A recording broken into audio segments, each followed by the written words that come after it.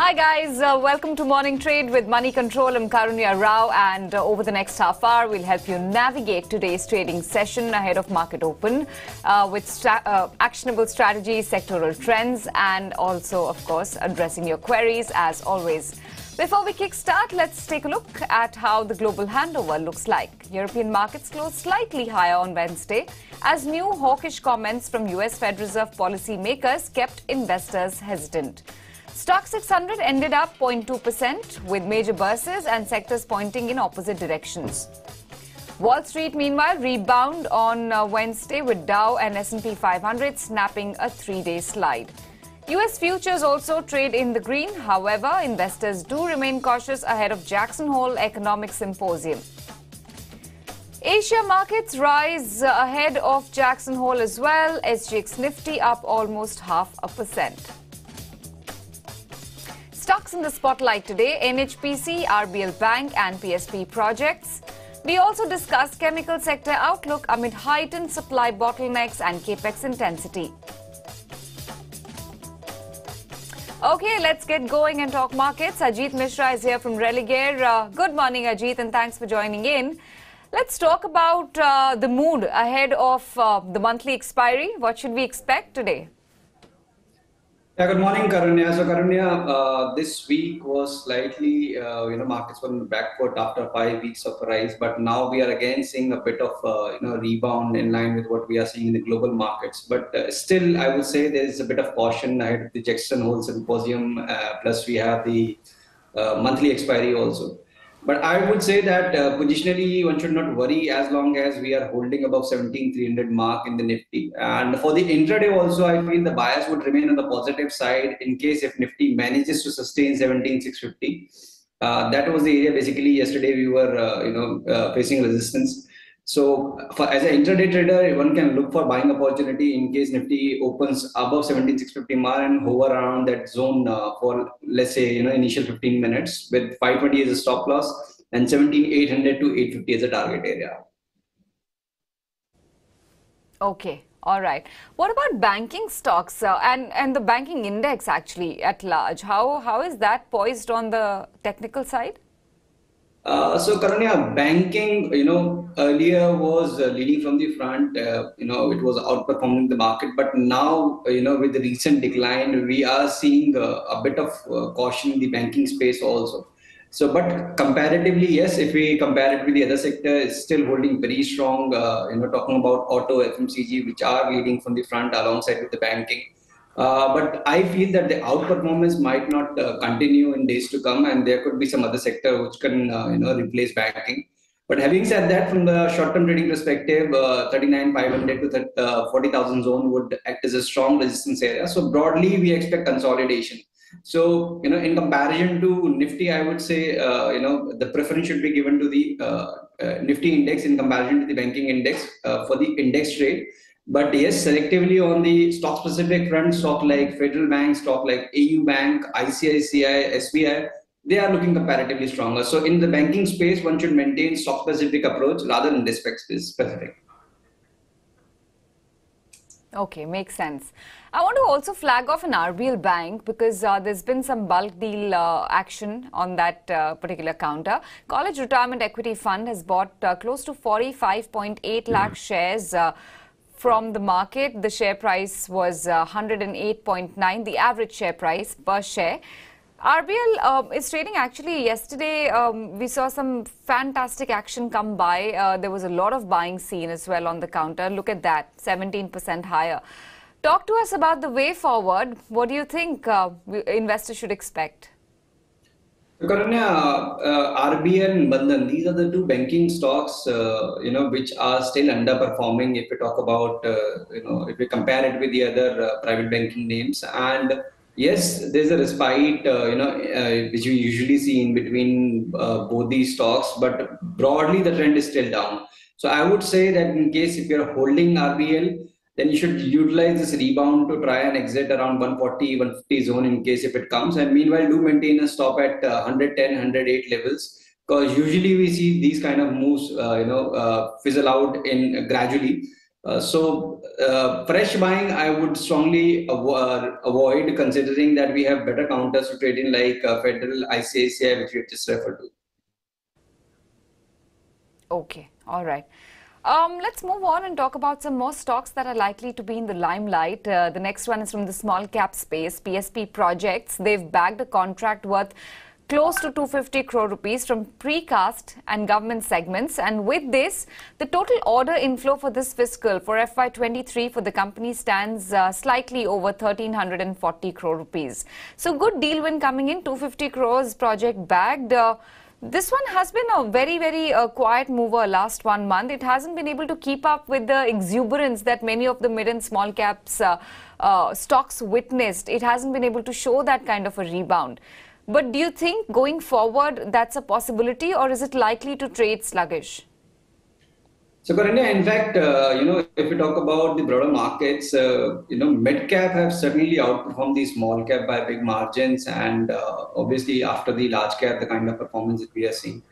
But selectively, yes, from the small cap space also we are seeing, selective buying. And PSP, we feel that after this retracement from 660 to 560 zone now, it is set for a rebound, and close to around 620, 630. That could be the area basically where the stock might, inch toward in days to come. So, as a strategy, one should go long around the current levels with 560 as a stop, and positionally they should wait for 620, 630 as a target. Okay. How about NHPC? We don't see a lot of news flow coming in for this counter either very often. Its arm and Rajasthan government will be developing a 10 gigawatt ultra mega renewable energy power parks in Rajasthan. So the entity is called NHPC Renewable Energy, and it has signed an MOU with the government of Rajasthan for developing this particular renewable energy power bank. The main objective is to set up 10 gigawatts ultra mega renewable energy power parks. So let's talk about NHPC then. How is it looking on the chart? Do you think there could be some positive momentum in days to come? Karanya, in the PSU segments, yes, we are seeing buying interest, in the select names, stock like Coal India and NTPC, they have done well. NHPC, I feel that this zone close to around 36, 36.50 is a very strong resistance area. So until we see a decisive up move of this zone, I doubt that there will be any meaningful, surge in the stock. So in case if it makes an attempt to cross this zone, definitely one should look at NHPC for the long trade, because the next hurdle could be closer to around 42, 42.50 mark. But for fresh buying at the current levels, I would recommend to wait for the breakout. And existing position, yes, you can hold with 32.50 as a stop. Okay, all right. Ajit, request you to stay on with us. We'll come back to you with some more questions that our viewers are posting us online. But I want to talk about the fundamentals playing out for the chemical space. Anubhav Sahu, he tracks the space very closely, joins us from MC Pro.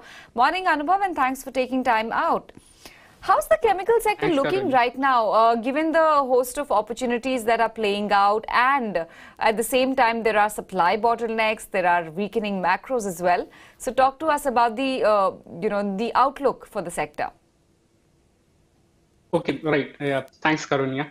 So, so in last 3-4 months, what we have seen is that some of the factors which were impacting the performance of chemical stocks in the early quarters have moderated. I mean, those have been some moderated, particularly from the supply side. If we talk about, they have been easing of prices as far as basic chemicals, solvents, and intermediates prices are concerned. This has mainly been a factor of resumption of manufacturing in China and improvement in transportation on that side. So that's one thing. On the medium-term perspective, of course, there has been a lot of improvement as well as the demand inquiries are concerned, which is more a function of China plus one thing. And we have seen a step up in inquiries for subsegments like oleochemicals, fluorochemicals, agrochemicals, and so on. At the same time, Capex intensity also remains firm, which clearly shows that the chemical companies are looking through near-term hurdles in terms of a high Capex cost or near-term demand moderation. But since you're talking about risk, in the horizon. So risk in the horizon is, of course, from demand side. What's happening in Europe is a key concern to watch out. What's happening in China also, their own domestic consumption moderating. That's a key factor to look at. Okay, what about the energy crisis in Europe? Could that have any impact on the chemical space back home in India? And could it be more of an opportunity or a threat? What is it that you are looking at? So, of course, a curtailment of natural gas supply for Russia is a key risk for the European manufacturing sector per se. And in fact, for that, one needs to watch out how winter plays out. But in the interim, of course, natural gas prices have increased multiple times, and which is impacting the operations of a number of manufacturing companies in Europe, and it's also impacting chemical sector. Per se, a number of companies have reported that they are operating at suboptimal level, so particularly those companies which are using natural gas as a feedstock. So, for example, which are into nitrogen-based fertilizers or using ammonia for some other downstream products, those are impacted more. And so that is one space wherein we continue to see elevated prices on the downstream products, and that could probably benefit the chemical companies outside of Europe, including India. That is on the opportunity side. In fact, there's another angle to it. For example, the chemicals which are exported from Europe. For instance, Germany exports about 18 to 20% of the exports are chemicals, and US is the major trading partner. So this is one segment wherein probably some of the Asian companies and companies from Europe, from India probably can substitute in some way, and that could be an opportunity to look at. But in the near term, I think it's a big risk also because whatever quarterly commentaries we have been hearing from companies in India, they are more concerned about the demand slowdown there. And so in the near term, probably it's more a risk to watch out. In fact, we have seen that number of companies reported some kind of pushback in orders. So in the near term, probably it's it's more a risk rather than opportunity. Okay. What about the stocks that you guys like, or the companies that you think are looking attractive right now from a fundamental standpoint, from a valuation standpoint as well? Any names that you guys are liking right now? So a number of buckets we like to look at even at current valuation. So one bucket is that of import substitution, wherein if the spare capacity is available in some of the companies, so probably those companies one can look at. So Nozzle and Balaji Amines are a couple of preferred names in this space. Nozzle, of course, is also a play on recovery in auto sector because of being into rubber chemical space for tires. Balaji Amines has been doing quite well as for the import substitution opportunities in the amine chemicals. And of course, one value unlocking opportunity could be that they are also planning for an IPO for the specialty subsidiary.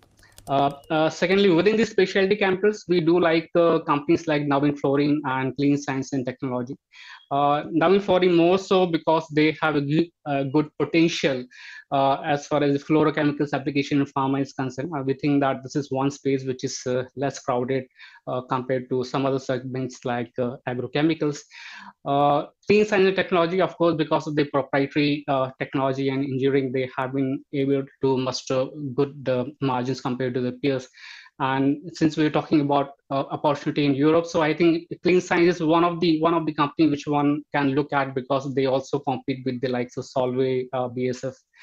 And then, of course, some niche opportunities in the space of food color and oleochemicals, which is also a bit regulated and I think less crowded.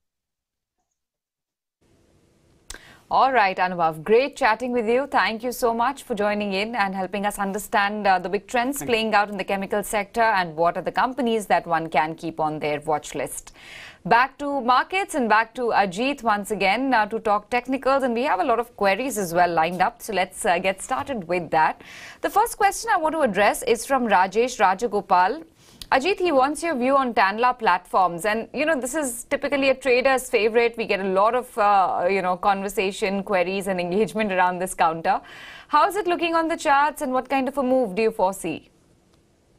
So Karunya, yes, for good reason, because the stock moved up from 46 to 2100 levels, in the passing years. And now from the last 3 quarters, we are seeing mayhem. The stock from 2100 to the stock has reduced to 699 is currently quoting.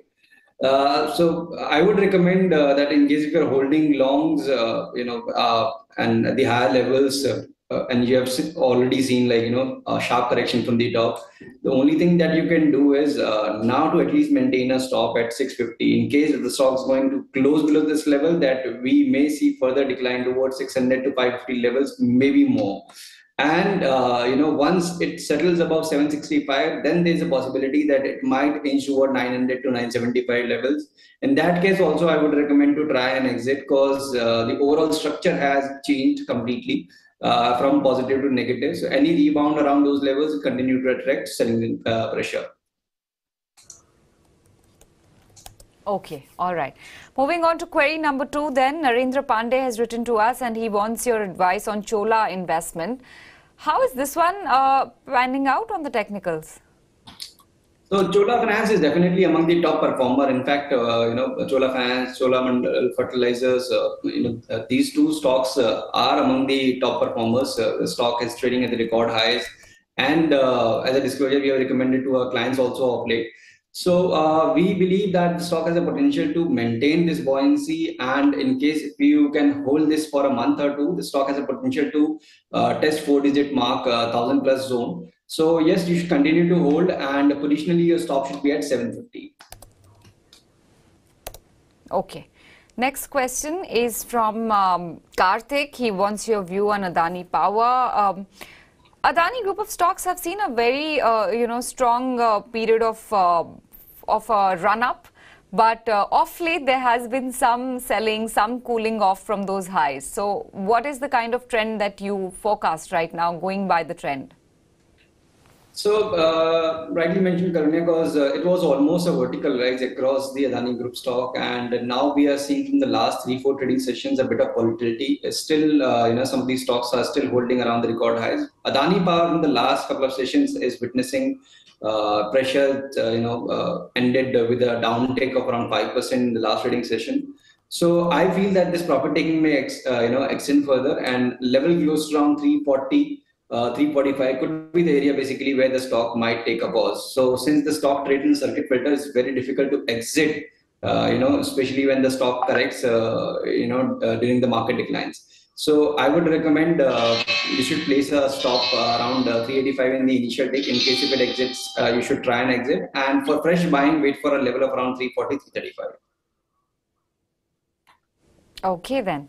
We have a query from Venkata Reddy. He bought Zensa Technologies at 360 levels and asking you to advise him what to do, whether to hold or exit at current levels. The stock yesterday shut shop at 230, so clearly is not made any money. In fact, he's lost quite a bit. And last, 1.5 month also has been very muted, very slow for this particular counter. Talk to us about the strategy going forward that should be on an investment in Zensa that was made at 360 rupees.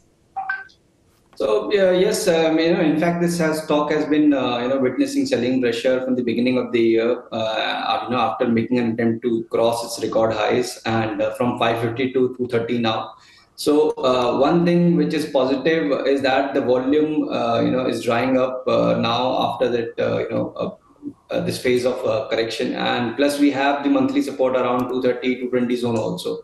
So keeping that in mind, you can continue to hold your position, but again the upside seems capped, so close to around 270, 300 zone. We have multiple hurdles in the stock. So in that case, once it reaches to that level, I would recommend to exit longs in losses and shift to the stocks wherein we see volumes, and especially from the sector, in case if you wish to go ahead with the IT pack, mid-cap IT names like LTTS, Mindtree, they are the better performers. Okay, all right. What about ONGC? It has been a very range-bound, very slow mover as well last 1.5 months. One of our viewers has also written to us for ONGC. In fact, Sanjay Chaudhary is asking if he should continue to hold at current levels. Of course, we don't know the buying price, but what we can tell is that it has been a slow mover of late. Will it continue to be one? Yes, until we see something decisive above 140 mark, 145 is basically the area where we have a trend line resistance plus the moving average resistance comes closer to around 140 zone. So we have multiple resistance to deal with. I would recommend, in case if you're getting, if you bought it at the lower levels and you're getting decent profits, you should try and exit and let the stock stabilize above 145 mark to enter fresh. In the meanwhile, we have stock from the gas distribution name. In case if we wish to go ahead with only with the energy counters, you can look at IGL, NGL. They are the better candidates. Okay. How's Relaxo Footwear looking on the charts? One of our viewers, Vikas, has written as well. He's asking for your view and asking if it's a good time to average.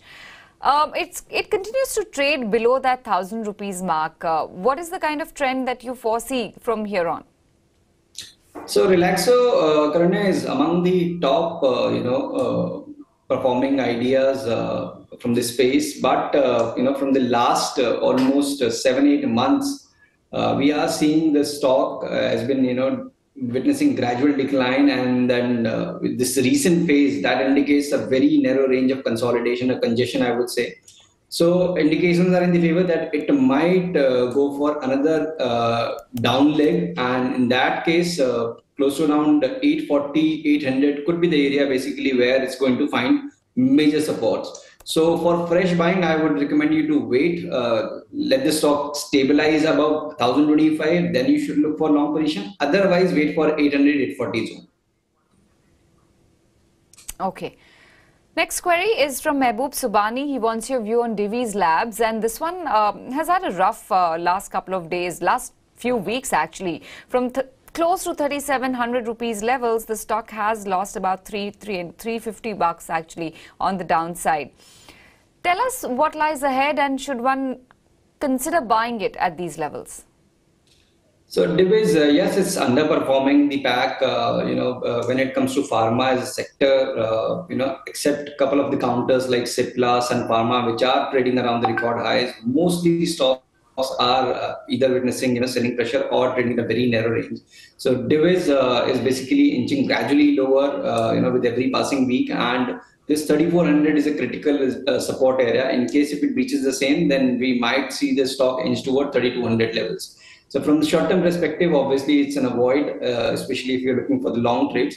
And shorting also I want to recommend, because stock have already witnessed a very sharp decline of late. So any rebound towards 36, 36.50 zone, in that case you can look for short position with 37.50 as a stop loss, not at the current levels.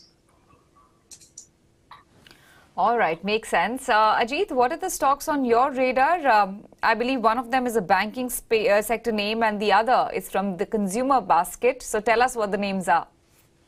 Yes, so Karuna, as we were discussing that not to look at the banking index, but selectively stocks, definitely we expect them to do well. So Federal Bank is one such stock, after witnessing a consolidation breakout, we see this stock, retesting the record highs, in fact, making a new record high also in the near future.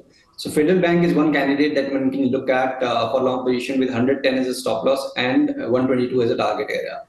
And another stock from the FMCG basket, Godrej Consumer Product, Tata Consumer, Tata and this Marico, Britannia, HUL, ITC, they are all doing well, despite the kind of volatility that we are seeing in the market. And Godrej CP is also following the trend. So we believe that stock has the potential to test 950 levels in the near future. So your stop should be at 875 to go along at the current levels. All right, Ajit, thank you so much for flagging these off, Federal Bank as well as Godrej Consumer Products. With that, thank you, Ajit, for joining in. We're going to wrap it up right here on the show. But stay tuned to Money Control because Santo and Markets with Santo and CJ comes up next.